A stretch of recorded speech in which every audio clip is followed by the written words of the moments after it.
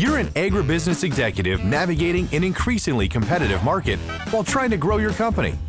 Mergers and acquisitions are pitched as an accelerant to growth, but many M&A deals destroy more value than they create.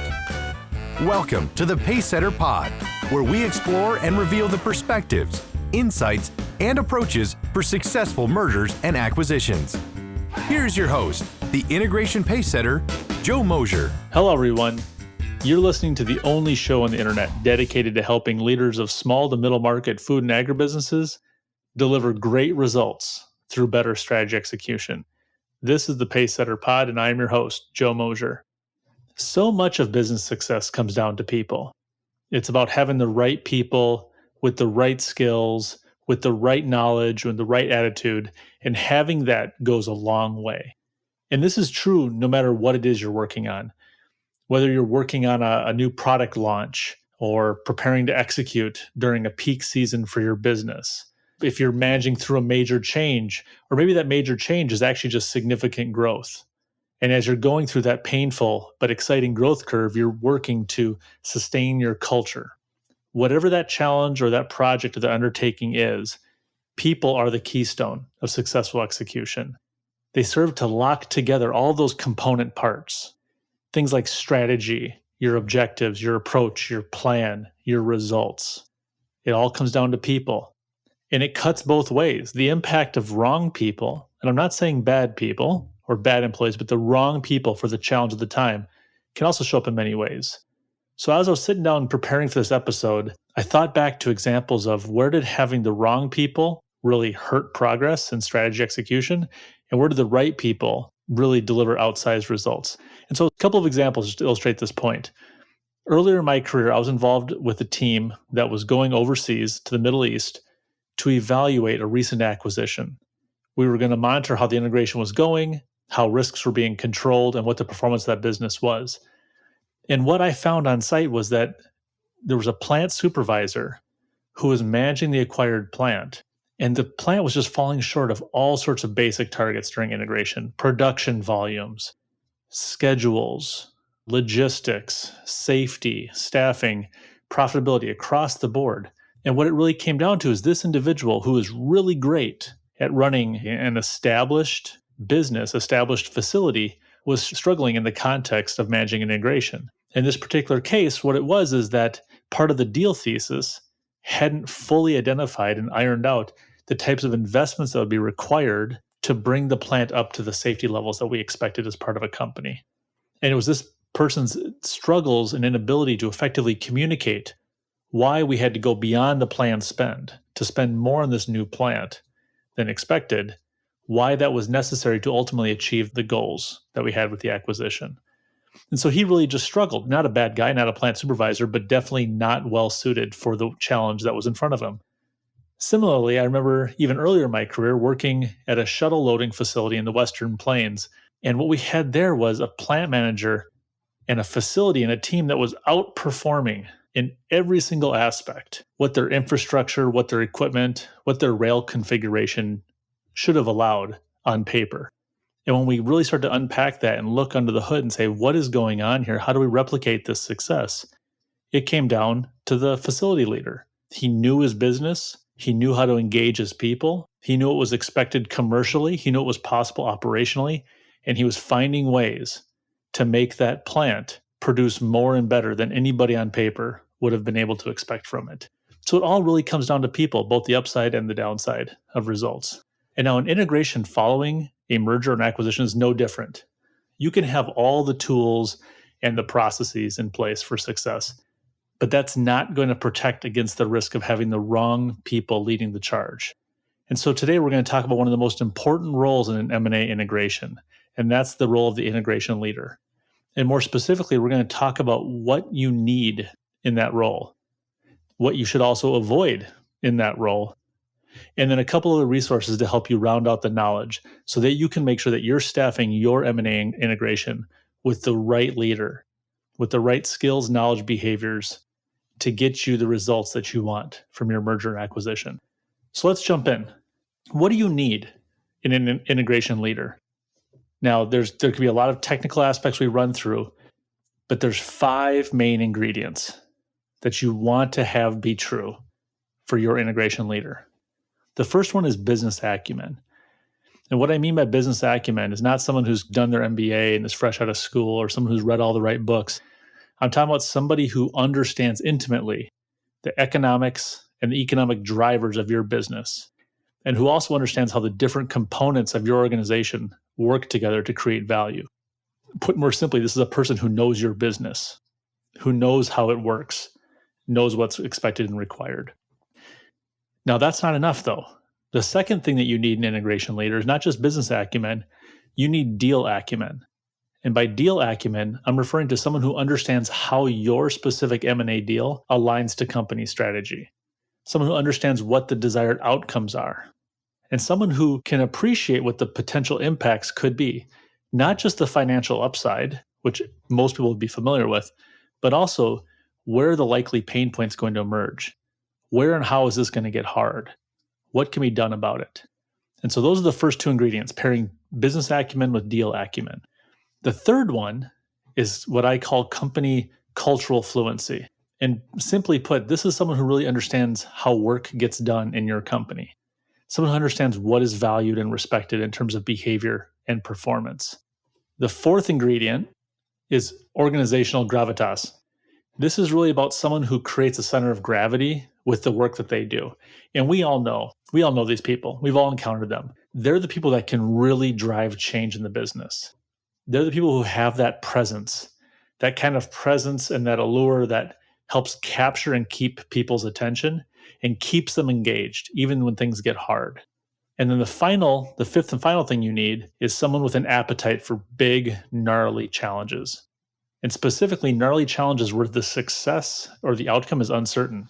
You want someone who's going to swing at pitches at the corners of the plate, who's going to swing for the fence, who's not scared of being out in front of something that could go wrong, that could go belly up. So that's the 5 ingredients for what you need in your integration leader. And so just to briefly recap here, you want someone with business acumen, you want someone with deal acumen, someone with company cultural fluency, with a sense of organizational gravitas, and that appetite for big, nasty, gnarly challenges. Now, a bonus would be if you can also get that person who happens to be a skilled project manager. But the reality is that this is not always the case. So don't fret if you don't have that unique pairing. Project management is something you can always supplement, if necessary, with an additional resource.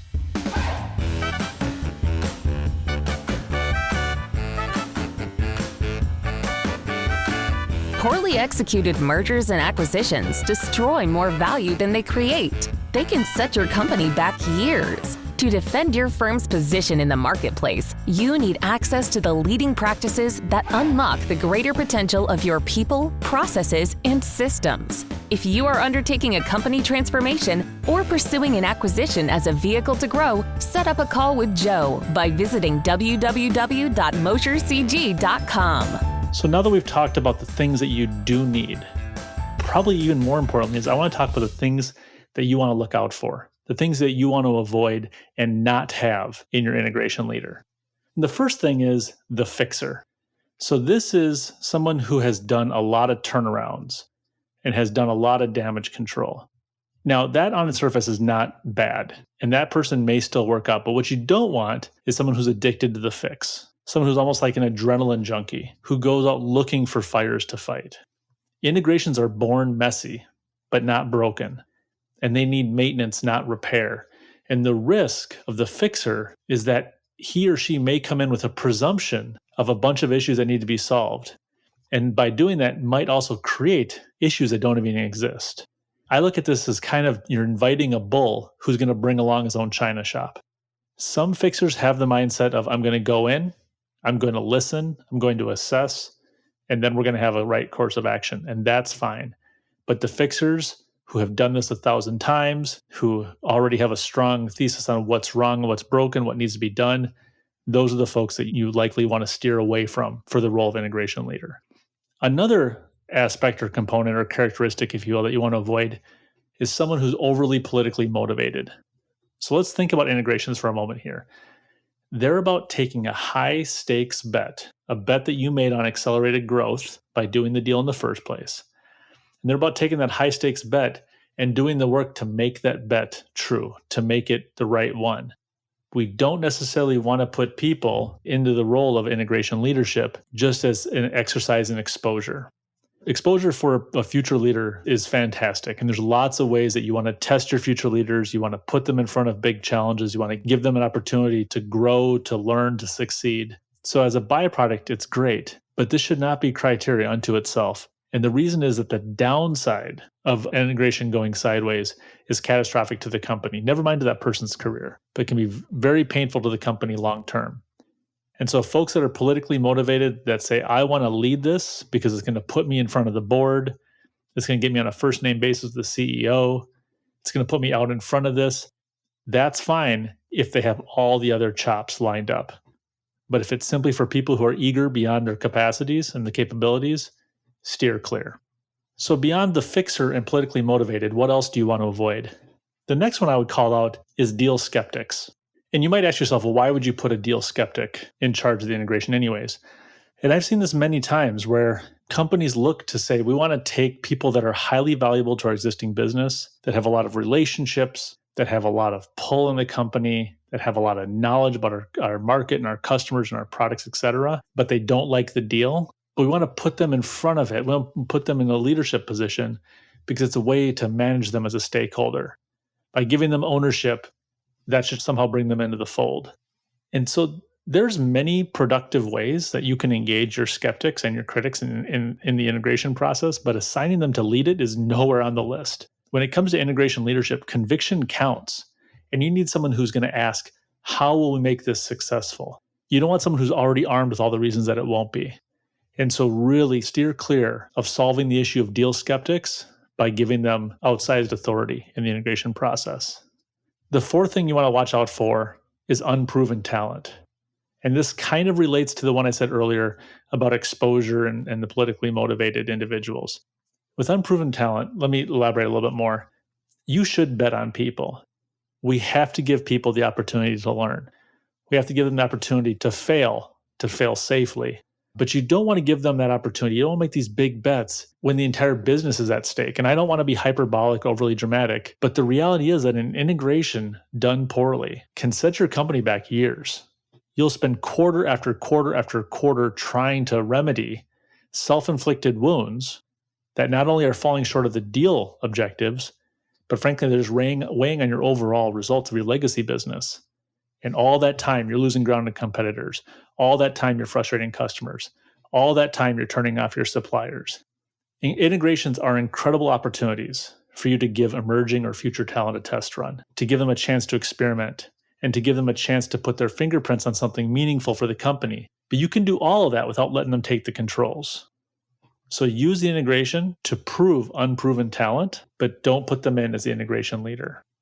Use them as leading a work stream. Use them as an SME on a particular topic. Give them a particular set of activities to lead, but not the whole kit and caboodle.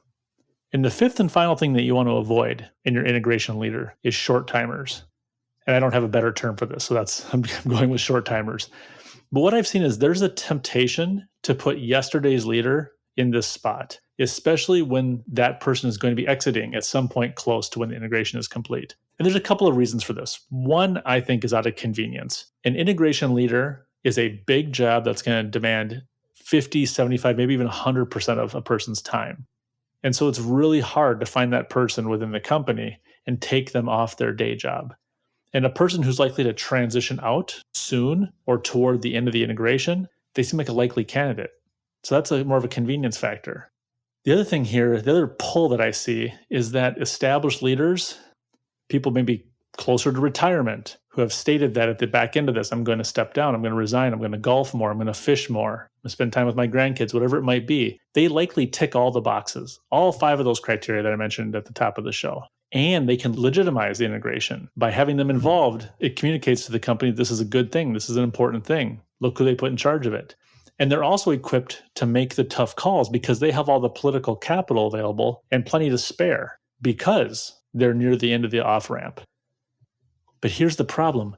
If you put a short timer into the role of integration leader, you're giving decision rights and leadership and responsibilities over to someone who's not going to have to live with the outcomes of the decisions that are made. And so this is a really critical moment where you say, okay, look, this acquisition is going to be transformative for our organization. Coming out of this, we're going to operate differently. Maybe we're going to operate in new markets. We're going to serve new customers. We're going to have new services and products. Whatever that transformative aspect is, you need someone who's going to have to live with the outcomes of the decisions that are made. Someone has to live in the house that's being built. They are best equipped to take a long-term view on what is not just expedient and convenient today to get this integration activity done, but what's going to set the course for the long-term value creation, the long-term growth that we have in our sites that we're trying to pursue and actualize through this acquisition. So let's recap the things that you don't need. You don't need myopic fixers who presume something's broken. You don't need people who are overly politically motivated. You definitely don't need the deal skeptics as an integration leader. You want to be careful with unproven talent as well as with short-timers. So now we've talked about the 5 things that you need, and we also covered the 5 things that you want to avoid. So what else do you need to know? To bring this to a close here today, there's 2 additional references that I think would be very helpful to you.